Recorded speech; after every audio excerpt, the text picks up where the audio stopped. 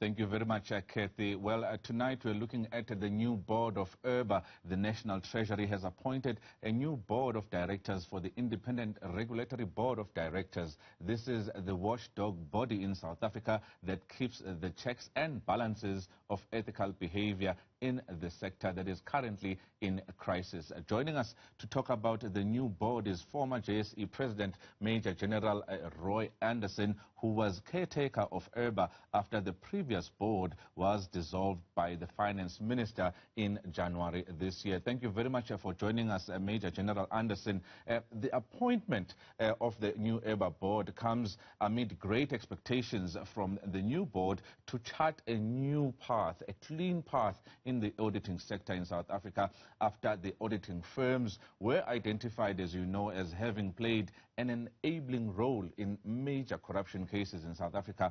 What is the mandate that this new board has ahead of them? Well, good evening and thank you. First of all, let me say that I'm very pleased with the board we've come up with. We put a lot of effort into the advertising, the screening, the vetting, the interviewing, submitted the list to Minister Mboweni. He submitted it to the Cabinet, who made no changes, and I'm confident we've got a strong board. But the challenges for them are great. The whole auditing profession has been brought into disrepute. Now, let me quickly add that the vast majority of chartered accountants and auditors do a superb, honest, ethical job. But we can't deny that there have been some lapses, some notable lapses, and we really need to address it. So one of the things we did as the Caretaker Board was to sit down with management, and let me quickly add again, there's a very competent management team at URBA, but to say, let's really understand what caused these collapses and to make sure that the strategic plan, which we submitted to Parliament for approval, addresses them. And you really got to understand why there were these lapses. What's happened to the ethical culture? We also discovered quite quickly that it's the auditors who pick up the rap at the end of the day, and quite rightly so. But bear in mind, they just one cog in the wheel. What about the finance director? What about the head of internal audit? What about the full board of directors? So we've said to the new incoming board, as the caretakers, look at the plan, make sure it addresses the issues. But we think the problem in South Africa is slightly bigger than the auditing profession.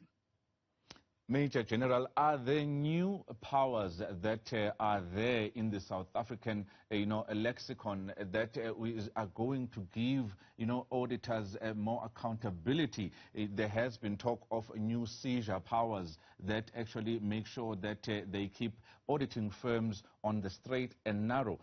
What has been done to make sure that the things that we saw at Steinhoff International, Tongaat Hewlett, VBS Mutual Bank, don't happen again?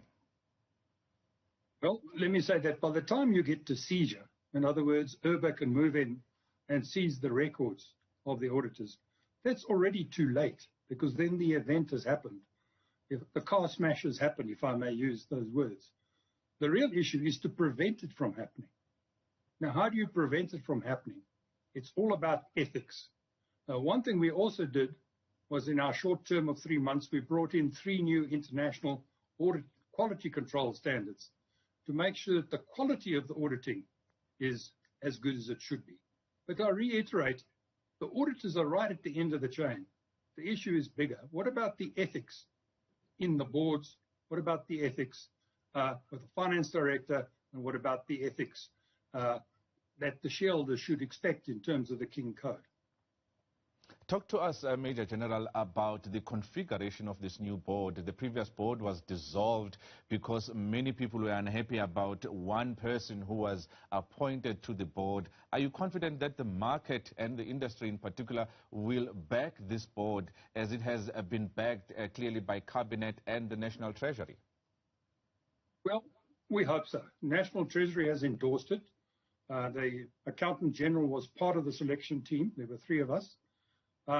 We vetted the board carefully, not only to check their qualifications, their ethics, no criminal records, etc., but we really asked them about their ability to cooperate with other people and to get the job done. URBA has a good management team. All they want is a board that can go along with them, clearly challenge them, but by the same token, give them the support they deserve. I think this board's got a nice mix. You can see there are 2 lawyers, 2 former registered auditors, and the rest are all chartered accountants. And interestingly enough, the way it worked out, there are 6 ladies and 4 men, and we also have a nice racial mix. And the last thing we looked at was the age distribution. You know, younger people think differently from my generation.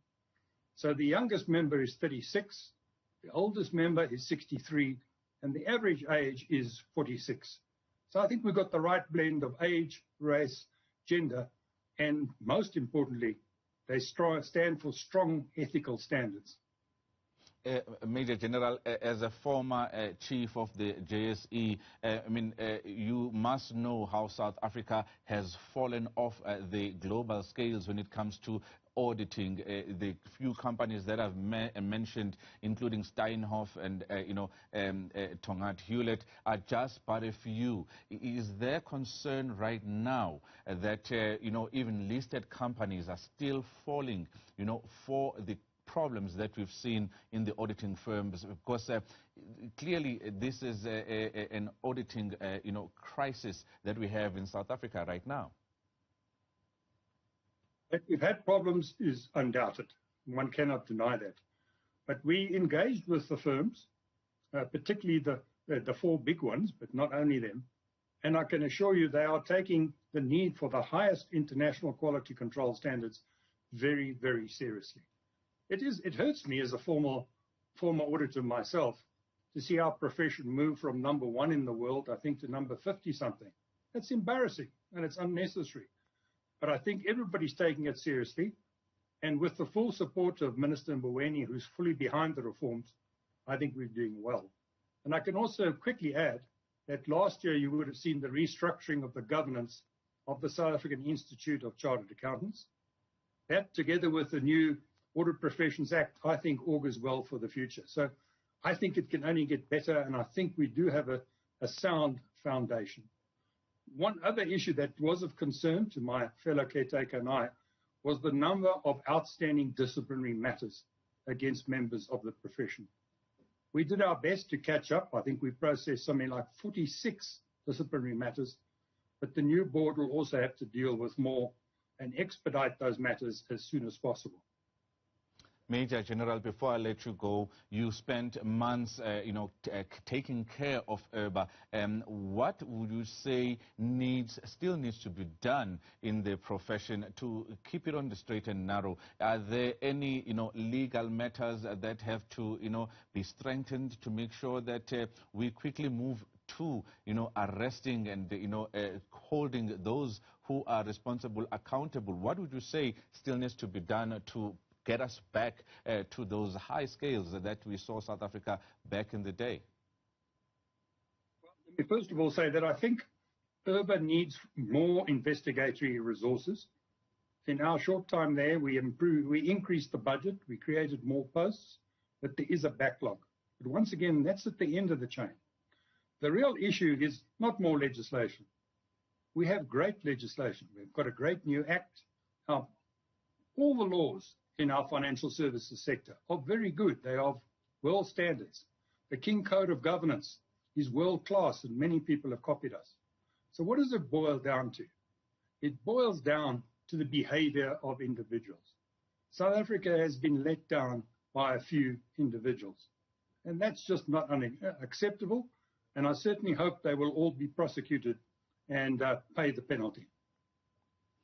Major General, I thank you very much for your time there. That was Major General Roy Andersen, who was taking care of the Independent Regulatory Board of Auditors for the past couple of months, now announcing a new board at the helm of this watchdog body. But before I let you go, let me take you through what has happened in the markets with a look at the JSE.